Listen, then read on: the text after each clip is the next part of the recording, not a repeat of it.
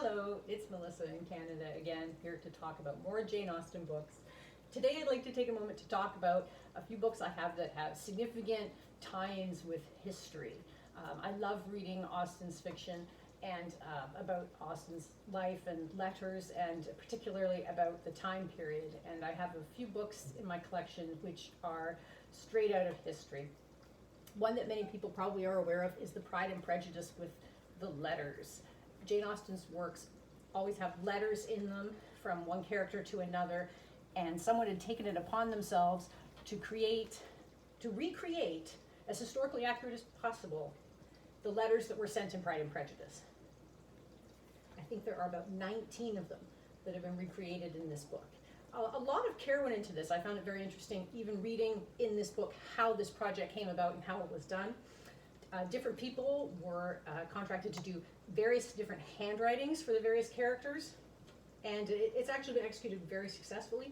They put a lot of care, the person that put this together, into coming up with where Jane Bennet's misdirected letter could have been sent, when it says that she has written the direction very ill, and yes, it is in here. And of course, a real treat at the end of it. The author points out that the last letter in the book that is sent is to Mrs. Darcy at Pemberley. It's the letter from Lydia to Elizabeth upon her marriage to Mr. Darcy. So each of these has been recreated as historically as possible, where there was no real envelope. The letter was actually folded to create the envelope. The direction was written on it, and it would have been, at some point, sealed. And so this has been very historically accurately done and is a lot of fun. Actually, my daughter loves this version of Pride and Prejudice with all the letters in it. So if you're interested in the history of the time, the post office of the time, handwriting of the time, this is something you may want to take a look at. I have really enjoyed this. It is, the entire novel is here, but it is a rather small print with very thin pages to make up for the space that's required in order to insert all of the letters. So it is a little more difficult to read with the smaller font. I have handled it a lot, and I found that the gold is starting to come off the spine. But the value here really is in the historically created letters, which I have very much enjoyed. Something I got onto just last month, actually, was these editions of Jane's books put out by Macmillan, which feature on the cover wallpaper from the Jane Austen House Museum. Shout out to Claire Fenby Warren, on whose YouTube channel I found these. She had purchased these books and was talking about them. She had been to the Jane Austen House Museum and seen the beautiful wallpaper that's been recreated there from the early 1800s, when Austen and her family were living there. And she was walking around thinking that she wanted to get something with the wallpaper on it because it was so beautiful. And she came away with 3 books. There are 3 historically recreated wallpapers at the Jane Austen House Museum. One is in the drawing room, one is in the dining room, and one is in the family room. And they have taken the wallpaper and featured it on Pride and Prejudice, Emma, and Sense and Sensibility. So I still do need to add the Emma, which is the dining room wallpaper, and the Sense and Sensibility, which is the family room wallpaper, to my collection. But I have started collecting with the Pride and Prejudice, which is the wallpaper known as the Trot and Vine, from the drawing room. And this is actually also very special because it features in it the Hugh Thompson illustrations from the 1894 Peacock edition.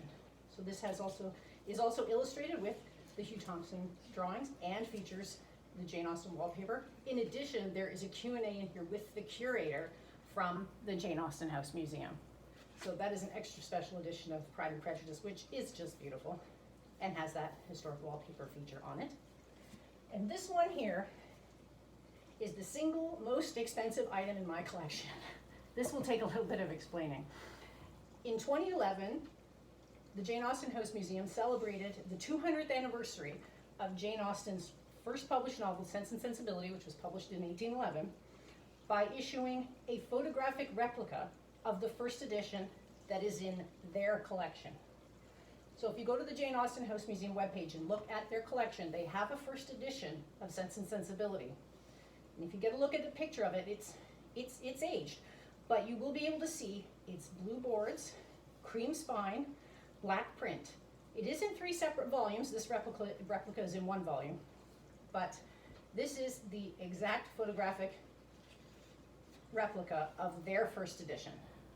So you can see it is actually has been replicated exactly the way that theirs is. And there's that very famous, very distinct title page featuring the authoress as By a Lady, Volume 1, Egerton, 1811. So this actually is a real treat for me to see how people would have read Sense and Sensibility when it came out in 1811. You can see how it would have been printed with the white space around it, what font was used, and all 3 volumes are in here. It really is, the edition that the Jane Austen House Museum has is very, very beautiful. It has all of the half titles are featured, and each of the title pages, there are no markings, and all of the volumes fit here together quite seamlessly. You can read right through.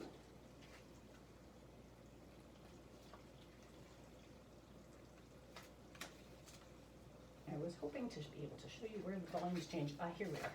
So there's one blank page, and then we switch to volume 2. There's the half title and the volume 2 title page. So the 3 volumes are featured together here. When this was released, it was a limited edition of only 500. So there are only 500 of these in the world. They were put out with a separate introduction and a separate certificate of authenticity with the numbering on it out of 500. But they've become separated over the years. All I was able to purchase was the book itself. I imagine the introduction and the certificate of authenticity with the numbering on it were separate in order to preserve the historic integrity of this replica. And this was a very generous 17th wedding anniversary gift from my husband to me, so I thank him very much. So that is something to also keep your eye out for if you're really interested in the history surrounding Austen's publications, then I recommend this. Thank you.